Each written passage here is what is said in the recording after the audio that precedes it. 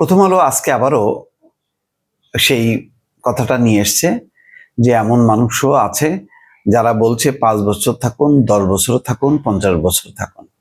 মেহেদী হাসান আল জাজিরার এই রিপোর্টটা বেশ ঝড় তুলেছে। আসলে এই কথাটা উনি উচ্চারণ করতে গেলেন, কারণ আমি কালকা থেকে ভাবছিলাম যে এরকম তো কত কথাই মানুষ বলে, পাম দেওয়ার জন্য বলে, চাটুকাররা বলে, প্রত্যেককেই বলে, প্রত্যেকের যার যার লেভেল থেকেই বলে। আমাকে বলে না, সামনে পাইলে বলে যে আরে ভাই আপনার অসাধারণ ভিডিও দেখি, ভিতরে ভিতরে গালি দেয়। এগুলি তো মানে আমি কতটুকারি এটা আমার অ্যাসেসমেন্ট থাকা দরকার। মানুষ কি বলে, মানুষের ওই কথার উপর যদি পরিপূর্ণ বিশ্বাস করি, সেই মানুষটা তার চিন্তা চেতনা কি, তার মান কতটুকু, এটা বোঝা দরকার। পাবলিকলি আমরা গেলে এই সামান্য ইউটিউব ফেসবুকে কথাবার্তা বলি বা টকশোতে বলি, ওইগুলি ধরে মানুষ বলে হ্যাঁ ভাই আপনি তো সাংঘাতিক, আপনার মতন যে এরকম আরো 10-20 জন থাকতো তাহলে তো বাংলাদেশ চেঞ্জ হয়ে যেত, কত রকম কথাবার্তা বলে। এইগুলিতে যদি আমি মানে বিশ্বাস করতে শুরু করি, তাহলে আমার মধ্যে এক ধরনের অহংকার জন্ম হবে। মনে হবে আমি যা জানি বিশ্বের আর কেউ মনে হয় জানে না। সবসময় মনে রাখতে হবে তার বিপরীতটা। তো ডক্টর মোহাম্মদ ইউনূস অনেক বড় মাপের মানুষ, এটা তো আমার বলার, আমার লেভেল থেকে মানে এটা বলাটাই একটা খুবই বেয়াদবি হবে, মানায় না। কিন্তু বারবার বলছি যে ওই যে দেখেন শেখ হাসিনা বলতেন না যে বিকল্প কই, কে আসবে ক্ষমতা, মানে মনে হচ্ছে যেন বিকল্প কেউ কাউকে সেট করলে উনি চলে যাবেন, বিকল্প খুঁজে পাচ্ছে না। কারণ কি, ওই যে উনি বলেন যে আপনি আজীবন ক্ষমতায় থাকেন, আপনাকে দেখতে চাই, দলের সভাপতি হিসেবে দেখতে চাই, প্রধানমন্ত্রী হিসেবে দেখতে চাই, চারিদিকে শুধু আপা আপা আপা। এই আপা আপা করতে করতে শেখ হাসিনার মাথার মধ্যে ঢুকে গেছে যে আসলে বোধহয় আমি না থাকলে বোধহয় বাংলাদেশ শেষ হয়ে যাবে, আমার কোনো বিকল্প নেই। এই জন্য তিনি বলতেন, প্রকাশ্যে চ্যালেঞ্জ দিয়ে বলতেন বিকল্পকে কে হবে, মানে ওই যে বিরোধী জোটের কে হবে প্রধানমন্ত্রী, কে হবে, এই যে প্রধানমন্ত্রী কে হবে, বিকল্প কে হবে, কেউ কিন্তু বলতে পারে না। বলতেন না কেউ নাই তো আপা, আপনি একমাত্র আপনি।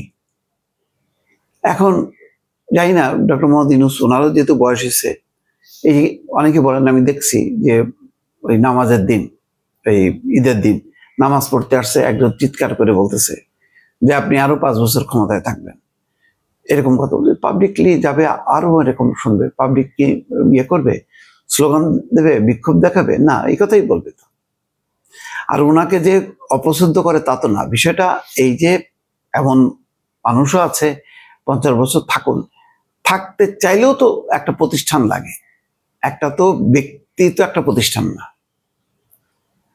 একটা রাষ্ট্রের প্রধান, তার অঙ্গ প্রত্যঙ্গ থাকে, তার নিজস্ব একটা পলিটিক্যাল একটা ফ্রেম থাকে, সেই ফ্রেম তো নাই। আজকে দেখেন এই গণঅভ্যুত্থানের এই যে তরুণরা ব্যর্থ হচ্ছে কেন, কারণ তাদের পক্ষে কোনো সমর্থন নেই। প্রত্যন্ত এলাকায় এলাকায় তাদের পক্ষে দাঁড়ায় যায়নি মানুষ, দাঁড়ালে তো আজকে এই অবস্থা হতো না। এই গণ অধিকার পরিষদকে সাথে মানে একীভূত হও, 9 দলীয় জোট করো, কোনো কিছু দরকার না।